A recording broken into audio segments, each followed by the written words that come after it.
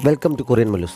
Boy ഫോറിൻ്റെ ഡ്രാമയുടെ 8ാമത്തെ എപ്പിസോഡിൻ്റെ തുടക്കത്തിൽ കോൺട്രാക്റ്റിന് ശേഷം ബാഡ്സുമായി യാതൊരു കോൺടാക്റ്റും ഉണ്ടാവില്ല എന്ന് സ്മൈൽ ഉണ്ണിക്ക് വാക്ക് കൊടുക്കുന്നു. ഫ്രഷായ ശേഷം അവൾ ബാഡ്സിനെ ടെറസിലേക്ക് വിളിപ്പിച്ച് തമ്മിൽ കാണുന്നുണ്ട്. ഉണ്ണിയോടെല്ലാം തുറന്നു പറഞ്ഞതിന് അവൾ ഒരുപാട് താങ്ക്സ് പറയുന്നു. അതുകൊണ്ട് ഇനി വീണ്ടും നിനക്കെന്നെ റെൻറ്റ് ചെയ്യാം, ഉണ്ണിക്കിനി പ്രശ്നമില്ല, ജേഡനോട് ഞാൻ പറഞ്ഞു കഴിഞ്ഞു എന്ന് സ്മൈൽ പറയുന്നു. ഇന്ന് രാത്രി കൈറോയോട് പഴയതുപോലെ ക്ലബിലേക്കൊന്ന് വരാൻ മെസ്സേജ് അയക്കാമോ? നീ പറയുന്നത് പോലെ പറയാൻ എനിക്കറിയില്ല, അതുകൊണ്ടാണ് നിന്നെ വിളിപ്പിച്ചതെന്ന് സ്മൈൽ അവനോട് പറയുന്നു. നീ അവനെ ഫേസ് ചെയ്യാൻ റെഡിയായോ എന്ന് ബാഡ്സ് കുറച്ച് അസ്വസ്ഥതയോടെയാണ് ചോദിച്ചത്. ഞാൻ റെഡിയായി കഴിഞ്ഞു എന്ന് സ്മൈൽ പറഞ്ഞപ്പോൾ അവൻ അവളുടെ ഫോൺ വാങ്ങി കൈറോയ്ക്ക് മെസ്സേജ് അയക്കുന്നുണ്ട്. പക്ഷേ മുമ്പത്തേതുപോലെ ഇത്തവണ സ്മൈൽ കൈറോയെ കാണുന്നതിൽ ബാഡ്സിന് അത്ര താല്പര്യമില്ല എന്ന് അവൻ്റെ എക്സ്പ്രഷനിൽ നിന്നറിയാം. കൈറോ കുറെ തിരിച്ചും മറിച്ചുമൊക്കെ എന്തിനാണ് കാണുന്നത് എന്നൊക്കെ ചോദിച്ചെങ്കിലും അവസാനം വരാമെന്ന് സമ്മതിക്കുന്നു. ബാഡ്സ് സ്മൈലിൻ്റെ ഫോൺ തിരികെ കൊടുത്തിട്ട് പോയി റെഡി ആയിക്കോളാൻ പറഞ്ഞ് അവിടെ നിന്ന് പോകുന്നു. ബാഡ്സിൻ്റെ ഒപ്പം തന്നെയാണ് സ്മൈൽ റെഡിയായി കൈറോയെ കാണാൻ പോയത്. ഞാൻ അടുത്ത റൂമിൽ വെയിറ്റ് ചെയ്യാം, നീ അകത്തേക്ക് പോയിക്കോളാൻ പറഞ്ഞ് അവൻ സ്മൈലിനെ അകത്തേക്ക് പറഞ്ഞയക്കുന്നു. സ്മൈൽ കൈറോയെ കാത്തിരിക്കാൻ തുടങ്ങുമ്പോൾ പ്രതീക്ഷിക്കാതെ മറ്റൊരു ക്ലബ് മെമ്പർ അവിടെ എത്തുന്നുണ്ട്. ഞാൻ സാധനം ഇവിടെ വെച്ച് മറന്നു, അതെടുക്കാൻ വന്നതാണെന്ന് സ്മൈൽ കള്ളം പറയുന്നു. അവളുടെ ഡ്രസ്സിങ് കണ്ട് എന്തെങ്കിലും വിശേഷമുണ്ടോ എന്നവൻ ചോദിച്ചപ്പോൾ ഫ്രണ്ട്സിനൊപ്പം പുറത്തു പോയതാണെന്ന് അവൾ പറയുന്നു. വളരെ നന്നായിട്ടുണ്ട്, എനിക്ക് പെട്ടെന്ന് കണ്ടപ്പോൾ മനസ്സിലായതുപോലുമില്ല. ഈ ലുക്ക് ബോയ്സിനെ പെട്ടെന്ന് അട്രാക്റ്റ് ചെയ്യും എന്ന് പറഞ്ഞ് അവൻ സ്മൈലിനെ പുകഴ്ത്തുന്നു. കൈറോയ്ക്ക് ഈ ലുക്ക് ഇഷ്ടപ്പെടാൻ സാധ്യതയുണ്ട് എന്ന് സ്മൈൽ ചോദിച്ചപ്പോൾ കൈറോയെ ഇംപ്രസ് ചെയ്യിക്കാൻ വേണ്ടിയാണോ നീ ഇങ്ങനെ ഡ്രസ് ചെയ്തത്? അവൻ്റെ കാര്യം എനിക്കറിയില്ല, പക്ഷേ എനിക്കിത് വളരെ ഇഷ്ടപ്പെട്ടു എന്ന് പറഞ്ഞ് അവൻ സ്മൈലിൻ്റെ അടുത്തേക്ക് ചെന്ന് അവളെ ഉപദ്രവിക്കാൻ തുടങ്ങുന്നു. എന്നെ വിടാൻ പറഞ്ഞ് സ്മൈൽ ബഹളം വയ്ക്കുന്നുണ്ട്. അപ്പോഴേക്കും കൈറോ അവിടെ എത്തുന്നതിനാൽ സ്മൈലിനൊന്നും സംഭവിക്കുന്നില്ല. കൈറോ അവനെ പേടിപ്പിച്ച് ഓടിച്ചു വിടുന്നു. സ്മൈലിനൊന്നും സംഭവിച്ചില്ല എന്ന് ചോദിച്ച് ഉറപ്പിച്ചിട്ട് നിൻ്റെ ഡ്രസ്സിങ് കണ്ടിട്ട് നീ ഇന്ന് എന്തോ ഉദ്ദേശിച്ചിറങ്ങിയിരിക്കുകയാണെന്ന് തോന്നല്ലോ എന്ന് കൈറോ ചോദിക്കുന്നു. ആരെങ്കിലും ഇടയ്ക്കൊന്ന് ശല്യപ്പെടുത്തേണ്ടെന്ന് പറഞ്ഞ് സ്മൈൽ പോയി ഡോർ ലോക്ക് ചെയ്തിട്ട് നിൻ്റെ ഹെഡ് ബീറ്റ് കൂട്ടിയാൽ നീ എന്നെ ഡേറ്റ് ചെയ്യാമെന്ന് പറഞ്ഞത് ഓർമ്മയുണ്ടോ? ഇന്ന് ഞാൻ അതിനായിട്ടാണ് വന്നിരിക്കുന്നതെന്ന് അവൾ പറയുന്നു. അടുത്ത റൂമിൽ വെയിറ്റ് ചെയ്ത് വരുന്ന ബാഡ്സിന് ഇത്തവണ അടങ്ങിയിരിക്കാൻ പോലും സാധിക്കുന്നുണ്ടായിരുന്നില്ല. അവൻ അസ്വസ്ഥതയോടെ അങ്ങോട്ടും ഇങ്ങോട്ടും നടക്കുകയാണ്. ഇത്തവണ സ്മൈലിന് പക്ഷേ ഒന്നിനും ഒട്ടും മടിയുണ്ടായിരുന്നില്ല. അവൾ കൈറോയെ കണ്ണു തുറന്ന് നോക്കിക്കൊണ്ട് തന്നെ കിസ് ചെയ്യുന്നുണ്ട്. ഇത്തവണ ശരിക്കും കൈറോയുടെ ഹെഡ് ബീറ്റ് കൂടുകയും ചെയ്യുന്നു.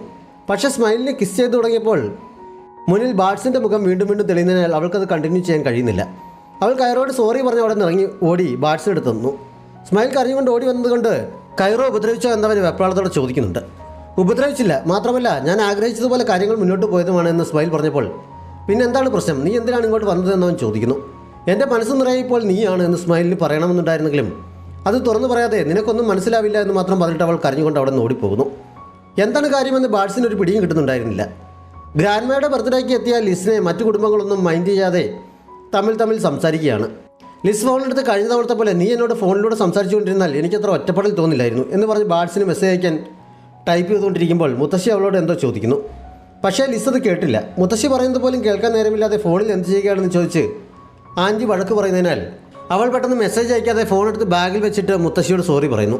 അവൾക്ക് ഒരുപാട് ബോയ്സിനെ ഹാൻഡിൽ ചെയ്യാനുള്ളതാണ്, ഫോൺ താഴെ വെക്കാൻ എങ്ങനെ സമയം കിട്ടാനാണെന്ന് പറഞ്ഞ് ലിസിൻ്റെ സിസ്റ്റർ അവളെ പരിഹസിക്കുന്നു. ഇതൊന്നും പഠിപ്പിച്ചു കൊടുക്കാൻ അമ്മയില്ലാതെ പോയതിൻ്റെ കുഴപ്പമാണ്, അമ്മയില്ലാത്തതും ഒരു കണക്കിന് നന്നായി, അല്ലെങ്കിൽ ആ വൃത്തികെട്ട സ്വഭാവം കൂടി പഠിച്ചേനെ എന്നൊക്കെ പറഞ്ഞ് എല്ലാവരും കൂടി ലിസിനെ അപമാനിച്ചുകൊണ്ടിരിക്കുമ്പോഴാണ് അവളുടെ അച്ഛൻ അവിടേക്ക് വന്നത്. നിൻ്റെ മകൾ ഒട്ടും മര്യാദയില്ലാതെ മുത്തശ്ശിയോട് പെരുമാറി എന്ന് പറഞ്ഞ് എല്ലാവരും കൂടി അച്ഛനെ എരികയറ്റി കൊടുക്കുന്നു. മുത്തശ്ശിയോട് സോറി പറയാൻ പറഞ്ഞ് അച്ഛൻ ലിസിനോട് ഷൗട്ട് ചെയ്യുന്നു. ഞാൻ ആൾറെഡി സോറി പറഞ്ഞതാണ് എന്ന് ലിസ് പറഞ്ഞെങ്കിലും വീണ്ടും പറയാൻ അച്ഛൻ ആവശ്യപ്പെടുന്നു. തന്നെ ഒന്ന് സപ്പോർട്ട് ചെയ്യാൻ പോലും ആരുമില്ലല്ലോ എന്നോർത്ത് നിസ്സഹായത്തോടെ ലിസ് സോറി പറയാൻ തുടങ്ങിയപ്പോഴാണ് കൈറോ വന്ന് അവളുടെ കയ്യിൽ പിടിച്ചത്. ലിസിൻ്റെ അച്ഛനും മറ്റുള്ളവരും എതിർത്തിട്ടും അവനവളെ ബലമായി അവിടെ നിന്ന് കൊണ്ടുപോകുന്നു. പുറത്തെത്തിയപ്പോൾ കൈ വേദനിക്കുന്നു എന്ന് പറഞ്ഞ് ലിസ് അവൻ്റെ പിടിപിടിക്കുന്നുണ്ട്. ഞാൻ ചെയ്തത് തെറ്റാണെന്ന് നിനക്ക് തോന്നുന്നുണ്ടായിരിക്കും അല്ലേ എന്ന് കൈറോ ചോദിച്ചപ്പോൾ ലിസ് അവനെ കെട്ടിപ്പിടിച്ച് കരയാൻ തുടങ്ങുന്നു. അവളെ സമാധാനിപ്പിച്ച ശേഷം മൂഡ് ഓഫ് മാറ്റാനായി അവൻ ശാന്തമായൊരു സ്ഥലത്തേക്ക് പോകുന്നു. അവിടെ വെച്ച് തൻ്റെ ഫാമിലിയെക്കുറിച്ച് കൈറോ അവളോട് തുറന്നു പറയുന്നുണ്ട്. അവൻ്റെ അമ്മ ചെറുപ്പത്തിലെ മരിച്ചതാണ്. അച്ഛൻ രണ്ടാമത് വിവാഹം ചെയ്ത സ്ത്രീ അച്ഛൻ്റെ പണമെല്ലാം തട്ടിയെടുത്ത ശേഷം ഉപേക്ഷിച്ച് പോയി.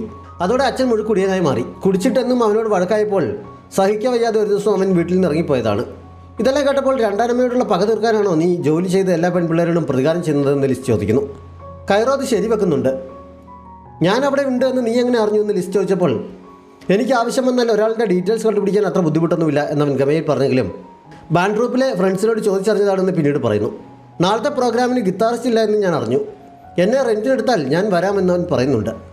ബാഡ്സ് സ്മൈലിനെ വിളിച്ചു വരുത്തിയിട്ട് ഇനി മുതൽ ഞാൻ നിൻ്റെ ബോയ് ആവാൻ തയ്യാറല്ല, നിൻ്റെ കുട്ടികളുടെ സ്വഭാവം എന്തായാലും മാറ്റിയെടുക്കാൻ പറ്റില്ല എന്ന് പറഞ്ഞ് അവളോട് വഴക്കുണ്ടാക്കുന്നു. ഇങ്ങനെ ഇത്ര ദൂരം കൊണ്ടുവന്നിട്ട് പകുതിക്ക് വിട്ടുപോയാൽ എങ്ങനെ ശരിയാകും, ഞാൻ കുട്ടികളെ പോലെ അല്ല എന്നൊക്കെ പറഞ്ഞ് സ്മൈൽ എതിർത്തെങ്കിലും അവൻ സമ്മതിച്ചു കൊടുക്കുന്നില്ല. എങ്കിൽ മുതിർന്നവരെ ലവ് ചെയ്യുന്നത് എങ്ങനെയാണ് എന്ന് പഠിപ്പിക്കാൻ അവസാനം സ്മൈൽ അവനോട് പറയുന്നു. ജെയ്ഡൻ കൈറോ അന്വേഷിച്ച് അവൻ്റെ ഫ്ലാറ്റിലെത്തുന്നുണ്ട്. ലിസിൻ്റെ കാര്യത്തിൽ ഇന്ന് വരെ മറ്റൊരു ക്ലയൻറ്റിനോടും കാണിച്ചിട്ടില്ലാത്ത പ്രത്യേക താല്പര്യം കൈറോ കാണിക്കുന്നത് ഞാൻ അറിയുന്നുണ്ട്. അത് റൂൾസിനെതിരാണ് എന്നെല്ലാം ജേഡൻ പറഞ്ഞപ്പോൾ എനിക്കങ്ങനെ പ്രത്യേക താല്പര്യമുണ്ടായിട്ടല്ല. എൻ്റെ സ്ഥിരം നമ്പറൊന്നും അവളുടെ അടുത്ത് നടക്കുന്നില്ല. അതുകൊണ്ട് ഞാൻ എൻ്റെ പതിവ് രീതി മാറ്റിപ്പിടിച്ചതാണ്. അല്ലാതെ എനിക്ക് മാറ്റമൊന്നുമില്ല എന്ന് കൈറോ പറയുന്നു. അവൻ പറഞ്ഞത് ജേഡന് വിശ്വാസമായില്ലെങ്കിലും വിശ്വാസം വന്നതുപോലെ അയാൾ കാണിക്കുന്നുണ്ട്. അവർ തമ്മിലുള്ള സംസാരത്തിൽ നിന്ന് കൈറോ ബോയ് ഫ്രണ്ടിലെ വെറുമൊരു ബോയ് മാത്രമല്ല, ജേഡൻ്റെ പാർട്ട്ണർ കൂടിയാണ് എന്ന് നമുക്ക് മനസ്സിലാകും. ലിസിൻ്റെ ബാൻഡിലെ സ്ഥിരം ഗിത്താറിസ്റ്റിന് പകരം കൈറോയാണെന്ന് വരുന്നത് എന്ന് എങ്ങനെയോ ന്യൂസ് സ്പ്രെഡ് ആവുന്നതിനാൽ അവനെ കാണാൻ വേണ്ടി ഒരുപാട് ഫാൻസ് എത്തിയിട്ടുണ്ട്. അതുകൊണ്ട് ഇന്ന് കൈറോ പ്രോഗ്രാമിന് വന്നില്ലെങ്കിൽ മാനേജർ നമുക്കെതിരെ തിരിയാൻ സാധ്യതയുണ്ടെന്ന് പറഞ്ഞ് ലിസിൻ്റെ ടീമംഗങ്ങൾ കൈറോയെ വിളിക്കാൻ അവളെ നിർബന്ധിക്കുന്നു. നിർബന്ധം സഹിക്കാൻ വയ്യാതെ ലിസ് ഫോൺ എടുത്തപ്പോഴേക്കും കൈറോ അവിടെ കയറി ചെല്ലുന്നുണ്ട്. ബാറിൽ വന്നതാണ്, വെറുതെ എല്ലാവരെയും ഒന്ന് കാണാമെന്ന് കരുതി അകത്തേക്ക് വന്നതാണെന്ന് അവൻ പറയുന്നു. പ്രോഗ്രാം ചെയ്യുന്ന കാര്യം പറഞ്ഞപ്പോൾ അവൻ എതിർപ്പൊന്നും പറയുന്നില്ല. ബാഡ്സ് ജേഡനെ കണ്ട് ബോയ് ഫോറിൻ്റെ ടൈപ്പുള്ള ഹോട്ടലിൽ നാളത്തേക്ക് ഒരു റൂം ബുക്ക് ചെയ്യണമെന്ന് പറയുന്നു. ബാഡ്സിൻ്റെ ഭാഗത്ത് നിന്ന് അങ്ങനെ ഒരു നീക്കം ആദ്യമായതുകൊണ്ട് ജേഡൻ ശരിക്കും അത്ഭുതപ്പെടുന്നുണ്ട്. നിനക്ക് ആ പെൺകുട്ടിയെ ശരിക്കും ഇഷ്ടമായെന്നാണല്ലോ തോന്നുന്നത്. നീ ഇതുവരെ ഒരു ക്ലയൻറ്റിനൊപ്പം ഇതിന് സമ്മതിച്ചിട്ടില്ലെന്ന് ജേഡൻ ചോദിച്ചെങ്കിലും അവൻ മറുപടിയൊന്നും പറയുന്നില്ല. പോകുന്നതിന് മുമ്പ് നിൻ്റെ ഗേൾഫ്രണ്ടിനെ കുറിച്ച് ഒന്നുകൂടി ചിന്തിച്ചിട്ട് വേണം. ഭാവിയിൽ ഇതുമായി ബന്ധപ്പെട്ട് പലർക്കും പ്രശ്നങ്ങൾ ഉണ്ടാകുന്നത് ഞാൻ കണ്ടിട്ടുണ്ട്. ജേഡൻ അവന് മുന്നറിയിപ്പും കൊടുക്കുന്നുണ്ട്. പ്രോഗ്രാം കഴിഞ്ഞ് കൈറോ ലിസിനെ ഡ്രോപ്പ് ചെയ്യാനെത്തിയപ്പോൾ 12 മണിയാകാൻ 2 മിനിറ്റ് കൂടിയേ ബാക്കിയുണ്ടായിരുന്നുള്ളൂ. ലിസ് വണ്ടിയിൽ നിന്ന് ഇറങ്ങാൻ തുടങ്ങിയപ്പോൾ 2 മിനിറ്റ് കൂടി വെയിറ്റ് ചെയ്യാൻ അവൻ പറയുന്നു. കറക്റ്റ് 12 മണിയായപ്പോൾ ഇന്നെൻ്റെ ബർത്ത്ഡേ ആണ്. എന്നെ ആദ്യം വിഷ് ചെയ്യുന്നത് നീ ആയിരിക്കണമെന്നാണ് എൻ്റെ ആഗ്രഹം എന്നവൻ പറയുന്നു. പക്ഷേ ഞാനിപ്പോൾ വിഷ് ചെയ്യില്ല. നിനക്ക് എൻ്റെ വിഷ് കേൾക്കണമെന്നുണ്ടെങ്കിൽ നാളെ എനിക്കൊപ്പം വരണം. ഞാൻ നിനക്കൊരു സർപ്രൈസ് തരുന്നുണ്ടെന്ന് ലിസ് പറയുന്നു. കൈറോ അത് സമ്മതിക്കുന്നു. ഹോട്ടലിലേക്ക് പോകാൻ സ്മൈലിനെ പിക്കപ്പ് ചെയ്യാൻ ചെന്നപ്പോഴും ഇപ്പോൾ വേണമെങ്കിലും തീരുമാനം മാറ്റാമെന്ന് ബാഡ്സ് അവളോട് പറഞ്ഞെങ്കിലും മുന്നോട്ട് പോകാൻ തന്നെയാണ് തീരുമാനം എന്ന് സ്മൈൽ പറയുന്നതിനാൽ അവൻ അവളെയും കൂട്ടി പുറപ്പെടുന്നു. റൂമിലെത്തി ബാഡ്സ് കുളിക്കാൻ കയറിയപ്പോൾ അത്ര നേരം പിടിച്ചു വലിച്ചിരുന്ന ധൈര്യമൊക്കെ സ്മൈലിൽ ചോർന്നു പോകുന്നുണ്ട്. എല്ലാം ഇവിടെ വെച്ച് നിർത്തി പുറത്തേക്ക് പോയാലെന്ന് ചിന്തിച്ച് അവൾ പുറത്തേക്ക് പോകാൻ തുടങ്ങിയപ്പോൾ ബാഡ്സ് ടവലും ചുറ്റി പുറത്തേക്ക് ഇറങ്ങി വരുന്നതിനാൽ അവൾക്ക് പോകാൻ പറ്റുന്നില്ല. ഞാൻ ടവൽ നോക്കുകയായിരുന്നു എന്ന് പറഞ്ഞ് അവൾ ബാത്റൂമിലേക്ക് കയറുന്നുണ്ട്. ലിസിന്റെ സമയം കൈറോയ്ക്ക് സർപ്രൈസ് ബർത്ത്ഡേ ഗിഫ്റ്റ് നൽകാനായി അവനെ വില കൂടിയ റെസ്റ്റോറൻറ്റിലേക്ക് കൊണ്ടുപോകുന്നു. അവൾ മുമ്പോടെ സിംഗറായി ജോലി ചെയ്തിട്ടുണ്ടായിരുന്നതിനാൽ മാനേജറുമായുള്ള പരിചയം വെച്ച അയാളോടാണ് അവൾ വിളിച്ച് ബുക്ക് ചെയ്തിരുന്നത്. അവിടെ എത്തിയപ്പോഴാണ് ആ മാനേജർ എന്തൊക്കെയോ തിരിമറി നടത്തിയതിനാൽ അയാളെ ജോലിയിൽ നിന്ന് പിരിച്ചുവിട്ടെന്നും അതറിയാതെ ഇപ്പോഴും പലരും അയാളുടെ തട്ടിപ്പിന് ഇരയാകുന്നുണ്ട് എന്നും അവൾ അറിഞ്ഞത്. മുൻകൂട്ടി റിസർവ് ചെയ്യാതെ ഇവിടെ സീറ്റ് കിട്ടാത്തതിനാൽ അവർക്ക് അവിടെ നിന്ന് നിരാശയായി മടങ്ങേണ്ടി വരുന്നു. നിന്റെ ബർത്ത്ഡേ ഞാൻ കാരണം നാശമാകുമല്ലോ എന്ന് ലിസ് പറഞ്ഞപ്പോൾ എനിക്ക് വേറൊരു നല്ല സ്ഥലം അറിയാം, അവിടെ പോകാമെന്ന് പറഞ്ഞ് കൈറോ അവളെ മറ്റൊരു ഹോട്ടലിലേക്ക് കൂട്ടിക്കൊണ്ട് പോകുന്നു. അവൻ കൗണ്ടറിൽ റൂം ബുക്ക് ചെയ്യുന്നത് കണ്ടപ്പോൾ നമ്മൾ ഫുഡ് കഴിക്കാനല്ലേ വന്നത്, റൂം ബുക്ക് ചെയ്യുന്നത് എന്തിനാണ്, ഞാൻ വരുന്നില്ല എന്ന് ലിസ് പറഞ്ഞു തീർക്കുന്നു. റൂമിലാണ് ഫുഡ് സെർവ് ചെയ്യുന്നതെന്ന് റിസപ്ഷനിസ്റ്റ് പറഞ്ഞപ്പോഴാണ് ലിസ് അവൻ്റെ ഒപ്പം ചെല്ലാൻ തയ്യാറായത്. സ്മൈൽ കുളി കഴിഞ്ഞ് വന്ന ആകെ ടെൻഷനായി ബാഡ്സിൻ്റെ അടുത്തിരിക്കുകയാണ്. കാര്യങ്ങൾ പറഞ്ഞു തന്നാൽ മാത്രം മതി, പ്രാക്ടിക്കലായി ഒന്നും ചെയ്യേണ്ടെന്ന് സ്മൈൽ ആദ്യമേ അവനോട് പറഞ്ഞിരുന്നെങ്കിലും ഞാൻ ഒരാണാണ്, ഇക്കാര്യത്തിൽ എനിക്ക് നിൻ്റെ സേഫ്റ്റി ഉറപ്പ് തരാൻ പറ്റില്ല എന്ന് അവൻ അന്ന് അവളോട് പറഞ്ഞിരുന്നു. അങ്ങനെ തന്നെ സംഭവിക്കുന്നുമുണ്ട്. ബാഡ്സ് സ്മൈലിനെ കട്ടിലേക്ക് മറിച്ചിട്ട് അവളെ കിസ് ചെയ്യുന്നു. അവൾ അവനെ വിളിക്കുകയും തള്ളി മാറ്റാൻ ശ്രമിക്കുകയൊക്കെ ചെയ്തെങ്കിലും നടക്കുന്നില്ല. അവസാനം സ്മൈൽ അവനെ തള്ളി മാറ്റിയിട്ട് പുറത്തേക്കിറങ്ങി ഓടുന്നു. ബാഡ്സിന് അപ്പോഴാണ് വെളിവ് വീണത്. സോറി പറഞ്ഞ് അവൻ സ്മൈലിൻ്റെ പുറകെ ഓടുന്നുണ്ട്. കൈറോ ലിസിനെയും കൊണ്ടുവന്നത് അതേ ഹോട്ടലിലേക്കായിരുന്നു.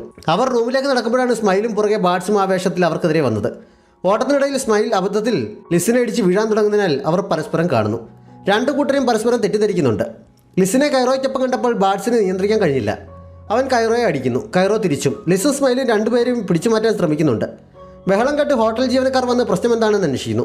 മറ്റ് കസ്റ്റമേഴ്സിനെ ബുദ്ധിമുട്ടിക്കാതെ റൂമിനുള്ളിൽ പോയിരുന്ന് നിങ്ങളുടെ പ്രശ്നം പറഞ്ഞു തീർക്കാൻ പറയുന്നതിനാൽ അവർ മുറിയിലിരുന്ന് സംസാരിക്കുന്നു. നീ എന്തിനാണ് അവൻ്റെ ഒപ്പം ഇവിടേക്ക് വന്നതെന്ന് ബാഡ്സ് ചോദിച്ചപ്പോൾ ലിസും തിരിച്ച് അവനോട് അത് തന്നെ ചോദിക്കുന്നു. ഞങ്ങൾ തമ്മിൽ ഒരു ബന്ധവുമില്ല എന്ന് സ്മൈൽ പറഞ്ഞെങ്കിലും ലിസ് അത് കേൾക്കാൻ തയ്യാറാകുന്നില്ല. ബോയ് ഫോറിനെ കുറിച്ച് രണ്ടുപേരും തുറന്നു പറയുന്നതുമില്ല. നമുക്ക് ബ്രേക്കപ്പ് ആകാം, അതാണ് നല്ലതെന്ന് ലിസ് അവസാനം പറയുന്നു. ബാഡ്സിന് അത് സമ്മതമല്ലായിരുന്നെങ്കിലും അവൻ്റെ എതിർപ്പ് ലിസ് കാര്യമാക്കുന്നില്ല. ആകെ മൂഡ് ഓഫായി പുറത്തേക്കിറങ്ങിയ ബാഡ്സ് തിരികെ മുറിയിലേക്ക് പോകുന്നതിന് പകരം പുറത്തേക്കാണ് പോയത്. അവൻ പോയതായിരിക്കുമെന്നാണ് സ്മൈൽ കരുതിയത്. അവൻ കുറേ ബിയറും വാങ്ങി മടങ്ങി വന്നപ്പോഴാണ് അവൾക്ക് സമാധാനമായത്. ബാഡ്സിന് കമ്പനിക്ക് സ്മൈൽ അവൻ്റെ ഒപ്പം ബിയർ കഴിക്കുന്നുണ്ട്. ബാഡ്സ് പോയ ശേഷം ലിസ് മുറിയിൽ നിന്ന് കരയാൻ തുടങ്ങിയിരുന്നു. കൈറോ അവളെ സമാധാനിപ്പിക്കാൻ ശ്രമിക്കുന്നുണ്ട്. എനിക്കിനി ആരുമില്ല, എല്ലാവരും എന്നെ തനിച്ചാക്കി പോയി, കോൺട്രാക്റ്റ് കഴിയുമ്പോൾ നീയും പോകും എന്ന് പറഞ്ഞ് ലിസ് കരഞ്ഞപ്പോൾ കോൺട്രാക്റ്റ് കാരണമാണ് ഞാൻ നിൻ്റെ കൂടെ വന്നതെന്ന് ആര് പറഞ്ഞു, ഞാൻ നിന്നെ വിട്ട് എങ്ങും പോയില്ല എന്ന് പറഞ്ഞ് കൈറോ അവളെ കിസ് ചെയ്യുന്നു. എങ്കിൽ അവനെ മറക്കാൻ എന്നെ സഹായിക്കാൻ ലിസ് അവനോട് പറയുന്നുണ്ട്. നീ ശരിക്കും ആലോചിച്ചിട്ടാണോ ഇത് പറയുന്നതെന്ന് കൈറോ ചോദിച്ചപ്പോൾ അതെ എന്നവൾ പറയുന്നു. പക്ഷേ ഇങ്ങനെ ഒരു അവസ്ഥയിൽ ഞാൻ നിന്നെ ഒന്നും ചെയ്യില്ല. ബാഡ്സ് പൂർണ്ണമായും നിന്റെ മനസ്സിൽ നിന്ന് പോകുന്നവരെ കാത്തിരിക്കാൻ ഞാൻ തയ്യാറാണെന്ന് പറഞ്ഞ് അവനവളുടെ കണ്ണുനീർ തുടയ്ക്കുന്നുണ്ട്. അപ്പോഴാണ് ലിസ് ഓർഡർ ചെയ്തിരുന്ന കേക്കുമായി അവർ വിളിച്ചത്. ഇന്ന് ബർത്ത്ഡേ സെലിബ്രേറ്റ് ചെയ്യാൻ മൂടുണ്ടോ, ഞാൻ നിനക്ക് സർപ്രൈസ് തരാൻ ഒരു കേക്ക് ഓർഡർ ചെയ്തിരുന്നു എന്ന് ലിസ് ചോദിക്കുന്നു. കൈറോ സമ്മതിക്കുന്നുണ്ട്. കേക്ക് കൊണ്ടുവന്ന് അവർ കട്ട് ചെയ്യാൻ തുടങ്ങുന്ന സമയത്ത് കൈറോയുടെ ഫോൺ അടിച്ചെങ്കിലും കോൾ കണ്ടപ്പോൾ അവനത് അറ്റൻഡ് ചെയ്യുന്നില്ല. ലിസ് അത് ശ്രദ്ധിക്കുന്നുമുണ്ട്. അവൾ അതിനെക്കുറിച്ച് ചോദിച്ചപ്പോൾ അവൻ്റെ ആൻറ്റിയാണ് വിളിക്കുന്നത്. അച്ഛന് സുഖമില്ലാത്തത് കൊണ്ട് ചെന്ന് കാണണമെന്ന് പറയാനാകും എന്നവൻ പറയുന്നു. നീ എന്താ അച്ഛനെ പോയി കാണാത്തതെന്ന് ലിസ് ചോദിച്ചപ്പോൾ മറുപടി പറയാൻ ഇഷ്ടമില്ലാത്തതുപോലെ ഞാൻ വൈൻ ഓർഡർ ചെയ്തിട്ടുണ്ട്, അത് കൊണ്ടുവരാൻ പറയട്ടെ എന്ന് പറഞ്ഞ് അവനോട് എഴുന്നേറ്റ് പോകുന്നു. ലിസ് ആ സമയത്ത് അവൻ്റെ ഫോൺ എടുത്ത് നോക്കുന്നുണ്ട്. അച്ഛൻ തീരെ സുഖമില്ലാത്ത ഹോസ്പിറ്റലിലാണ് എന്ന് പറഞ്ഞ് ഹോസ്പിറ്റലിൻ്റെ ലൊക്കേഷനും ആൻറ്റി അവൻ അയച്ചിരുന്നു. ഞങ്ങൾ തമ്മിൽ റിലേഷനൊന്നും ഇല്ലാതിരുന്നിട്ടും കൈറോയെ അവൾക്കൊപ്പം കണ്ടിട്ട് എനിക്ക് സഹിക്കാൻ കഴിയുന്നില്ല. അപ്പോൾ നിൻ്റെ അവസ്ഥ എങ്ങനെയായിരിക്കും എന്നൊക്കെ ചോദിച്ച് സ്മൈൽ ബാഡ്സിനൊപ്പം ബിയർ കുടിക്കുകയാണ്.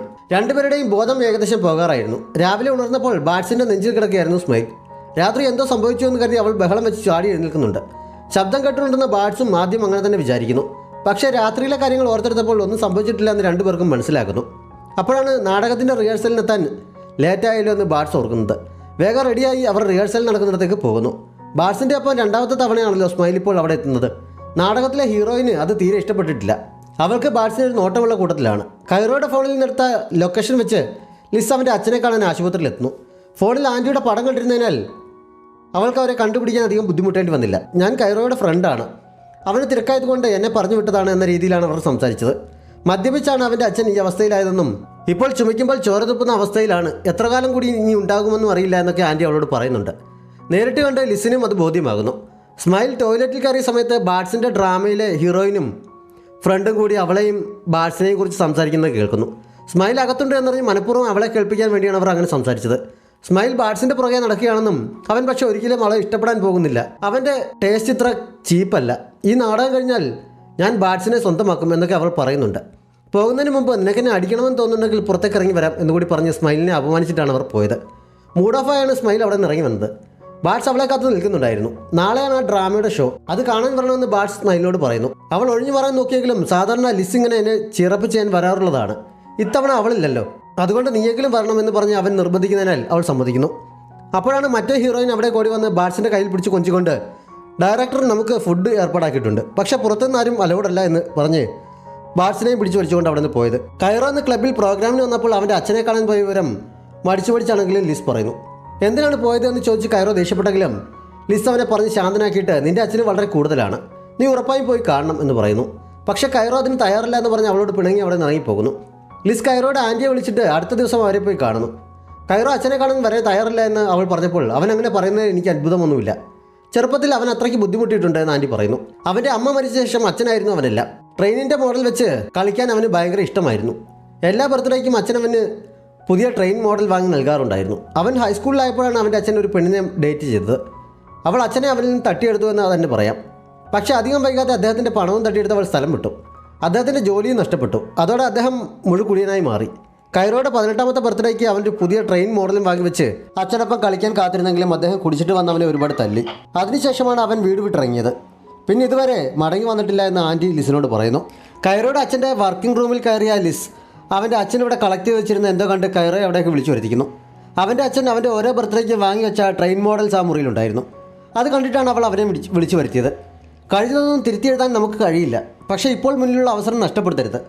എൻ്റെ അമ്മ അസുഖം വന്ന് പെട്ടെന്നാണ് മരിച്ചത്. എനിക്ക് അമ്മയോട് മര്യാദയ്ക്കൊന്ന് സംസാരിക്കാനുള്ള അവസരം പോലും കിട്ടിയിരുന്നില്ല. നിനക്ക് പിന്നീട് അങ്ങനെ ഒരു കുറ്റബോധം ഉണ്ടാവരുത്. അച്ഛനെ പോയി കാണണം, അദ്ദേഹം നിന്നെ കാത്തിരിക്കുകയാണെന്ന് ലിസ് അവനോട് പറയുന്നു. അപ്പോഴാണ് കൈറോയുടെ അച്ഛനെ കാണാനില്ല എന്ന് പറഞ്ഞ ആൻറ്റിയുടെ കോൾ ലിസിന് വന്നത്. അവൾ വേഗം അവനെയും കൊണ്ട് ആശുപത്രിയിൽ എത്തുന്നുണ്ട്. അവർ ആൻറ്റിയോട് സംസാരിച്ചുകൊണ്ട് നിൽക്കുമ്പോൾ അച്ഛൻ തിരികെ എത്തുന്നുണ്ട്. ഹോസ്പിറ്റൽ ഫുഡ് മടുത്തത് കാരണം പുറത്തുനിന്ന് കുറച്ച് ഫുഡ് വാങ്ങാൻ പോയതായിരുന്നു അദ്ദേഹം. അതറിയാതെയാണ് ആൻറ്റി ബഹളം വെച്ചത്. കൈറോ അച്ഛനെ കെട്ടിപ്പിടിച്ച് കരയുന്നുണ്ട്. പിണക്കമൊക്കെ മറന്ന് അച്ഛനും മകനും സന്തോഷത്തോടെ ഒരുമിച്ചിരുന്ന് സംസാരിക്കുന്നു. സ്മൈലി സമയം ബാഡ്സിന് നൽകാൻ ഒരു ബൊക്കയുമായി പ്രോഗ്രാം കാണാൻ എത്തിയിരുന്നു. നാടകത്തിലെ ഹീറോയും തമ്മിൽ ഡേറ്റിംഗിലാണെന്നൊക്കെ പലരും പറയുന്നത് കേട്ട് അവളാകെ അസ്വസ്ഥയാകുന്നുണ്ട്. റോമിയോയുടെയും ജൂലിയറ്റിൻ്റെയും നാടകം കാഴ്ചക്കാരെ കണ്ണിലടിക്കുന്നുണ്ടായിരുന്നെങ്കിലും സ്മൈലിൻ്റെ മനസ്സിൽ ഈ നാടകം കഴിയുമ്പോൾ ഞങ്ങൾ ശരിക്കും കപ്പിൾസ് ആകുമെന്ന് ഹീറോയിൻ മുമ്പ് പറഞ്ഞതായിരുന്നു. ലിസിനെ കൈറോ തിരികെ അവളുടെ റൂമിൻ്റെ വാതിൽക്കൽ വരെ കൊണ്ടുവിടുന്നുണ്ട്. ഇതിൻ്റെ ആവശ്യമില്ലായിരുന്നു എന്ന് ലിസ് പറഞ്ഞപ്പോൾ എൻ്റെ അച്ഛൻ്റെ കാര്യത്തിൽ സഹായിച്ചതിന് പകരമായി ഞാൻ എന്തെങ്കിലും ചെയ്യണ്ടേ? ഇവിടെ വരെ വന്ന സ്ഥിതിക്ക് എന്നെ മുറിയിലേക്ക് ക്ഷണിക്കുന്നില്ലേ എന്ന് അവൻ ചോദിക്കുന്നു. അതിൻ്റെ ആവശ്യമില്ല, ഇവിടെ വരെ കൊണ്ടാക്കിയില്ലേ, അത് മതി, ഇനി തിരിച്ചു പോയിക്കോളാൻ പറഞ്ഞ് ലിസ് അകത്തേക്ക് പോകുന്നു. നാടകം കഴിഞ്ഞ് സ്മൈൽ ബാഡ്സിന് ബൊക്കെ കൊടുക്കാൻ സ്റ്റേജിലെത്തിയപ്പോൾ അവൾ കരഞ്ഞുകൊണ്ടിരിക്കുകയായിരുന്നു എന്നവന് മനസ്സിലാകുന്നുണ്ട്. നാടകം കണ്ട് കരഞ്ഞതായിരിക്കുമെന്ന് ബാഡ്സ് ആദ്യം കരുതിയെങ്കിലും അങ്ങനെയല്ല എന്നവന് മനസ്സിലാക്കുന്നു. പക്ഷേ സ്മൈലൊന്നും പറയാൻ തയ്യാറാകാതെ തിരികെ പോകാൻ തുടങ്ങുന്നതിൽ അവൻ അവളെ പിടിച്ചു നിർത്തി വീണ്ടും കാരണം അന്വേഷിക്കുന്നു. നാടകത്തിലാണെങ്കിൽ പോലും നീ വേറെ ആരെയും കിസ് ചെയ്യുന്നത് എനിക്ക് കണ്ടു നിൽക്കാൻ പറ്റില്ല. എനിക്കത് പറയാനുള്ള അവകാശമില്ല എന്ന് എനിക്കറിയാം. നീ എന്നോട് നന്നായി പെരുമാറുന്നത് നിൻ്റെ ജോലിയുടെ ഭാഗമായി ആണെന്നും എനിക്കറിയാം. ഞാൻ നിനക്ക് ചേരില്ല എന്ന് എല്ലാവരും പറയുന്നുണ്ട്, എനിക്കതും അറിയാം. പക്ഷേ എന്നാലും എനിക്ക് നിന്നെ മറ്റൊരാൾക്കൊപ്പം കാണാൻ കഴിയുന്നില്ല എന്ന് സ്മൈൽ കരഞ്ഞുകൊണ്ട് പറയുന്നു. ബാഡ്സ് പെട്ടെന്ന് അവളെ കിസ് ചെയ്യുന്നുണ്ട്. അതിനുശേഷം അവളുടെ കണ്ണുനീർ തുടച്ചുകൊണ്ട് നീ എനിക്ക് ചേരില്ല എന്ന് ആരാണ് പറഞ്ഞത്? എനിക്ക് നിന്നെ ഇഷ്ടമാണ്. എൻ്റെ ഗേൾഫ്രണ്ട് ആകുമോ സ്മൈൽ എന്ന് അവൻ അവളോട് ചോദിക്കുന്നു. എൻ്റെ നാടകത്തേക്കാൾ റൊമാൻറ്റിക് ആണല്ലോ ഇത് എന്ന് നാടകത്തിൻ്റെ ഡയറക്ടർ അവിടെ നിന്ന് പറയുന്നുണ്ട്. ഹീറോയിനും ആകെ ചമ്മി നിൽക്കുകയാണ്. അകത്ത് കയറി വാതിൽ അടച്ച ലിസ് കൈറോ വാതിലിൽ മുട്ടുന്ന കേട്ട് വാതിൽ തുറന്ന് പുറത്തേക്ക് ചെല്ലുന്നു. നിന്നെ അകത്തേക്ക് ക്ഷണിക്കില്ല എന്ന് ഞാൻ പറഞ്ഞതല്ലേ എന്ന് അവൾ ചോദിച്ചപ്പോൾ അകത്തേക്ക് വരാൻ വേണ്ടിയല്ല ഞാൻ കത്തുന്നത്. ഇപ്പോൾ 12 മണി കഴിഞ്ഞു. ഇതുവരെ ഞാൻ നിൻ്റെ റെൻറ്റ് ബോയ് ആയിരുന്നു. നാളെ രാവിലെ വീണ്ടും ആകും. ഞങ്ങളുടെ റൂൾ അനുസരിച്ച് എനിക്കെൻ്റെ ക്ലയൻറ്റിനോട് ഫീലിങ്സ് പാടില്ല. ഇപ്പോൾ പക്ഷേ നീ എൻ്റെ ക്ലയൻ്റ് അല്ല എന്ന് പറഞ്ഞ് അവൻ അവളെ കിസ് ചെയ്യുന്നു. അതിനുശേഷം നീ എൻ്റെ ഗേൾഫ്രണ്ട് ആകുമോ എന്ന് കൈറോ ലിസിനോട് ചോദിക്കുന്നിടത്ത് ഈ എപ്പിസോഡ് അവസാനിക്കുന്നു. ഏതെങ്കിലും കൂട്ടുകാർ സബ്സ്ക്രൈബ് ചെയ്യാതെ നമ്മുടെ ചാനൽ കാണുന്നുണ്ടെങ്കിൽ വേഗം തന്നെ മറക്കാതെ സബ്സ്ക്രൈബ് ചെയ്യുക. നോട്ടിഫിക്കേഷൻ ലഭിക്കുന്നതിനായി ബെല്ലൈക്കൺ കൂടി അമർത്തുക.